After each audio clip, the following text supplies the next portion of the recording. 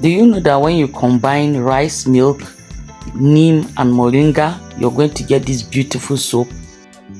Now I use fresh moringa leaves, I use fresh neem leaves, I crushed them, blended them, and then I got the infusion.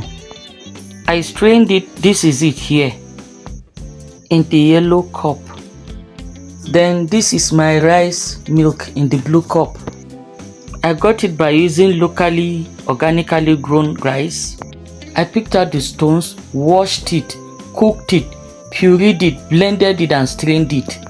So here I've already pre-measured the caustic I'll be using for my neem and moringa. This is it here, the caustic and the water. Then the other one also that I'll use for my rice milk and also the water for it. So for each of them I'm using its oil. I'm using separate oils, one for neem and moringa, the one for rice milk, different oils. The oil is a combination of palm oil and palm kernel oil. Shea butter is also added as a super fat. So it's time to start now. So I'll first start by pouring in my caustic into my water, my infused water for my neem and moringa, and one for my rice milk. Okay, and I'll be using this wooden turning stick to mix it. I'll pour it in and then mix. But before I do that, I'm going to wear my hand gloves. That's my personal protective equipment. You can wear your face masks, and please try and do this in a well ventilated place because of the fumes that will be generated. So remember also, you don't pour your water into your caustic but your caustic into your water. You pour and you mix. You can see how thick it is looking because of the rice. The heat has already cooked up the rice and made it gelatinous. So you continue mixing. You can see the fumes coming out. Continue mixing until you're sure all the lye has dissolved.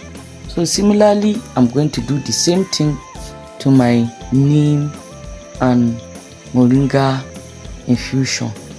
So please, my viewers, don't worry. As usual, the recipe will be in the video where you can screenshot and keep in your phones and use it as reference anytime you need. So now I've mixed in my caustic into my neem and moringa. So now I'm pouring it into the oils. Remember that the oils are the same, it's just that I separated them. An easier way is to do it all as a batch and then separate the milk on one side, pour the milk into one batch and the moringa into another batch, but I prefer to do it this way. So now that I've done it this way, you now stick blend. If you don't have a stick blender, you can mix properly. You now pour into your mold. After pouring into your mold, you keep it for 24 hours. By the next day, you unmold, and this is our soap coming out beautifully. Sorry, the video had to be cut short, okay, so that I'll be able to capture everything. As of when I did this video, I had only 4 minutes to use for the video.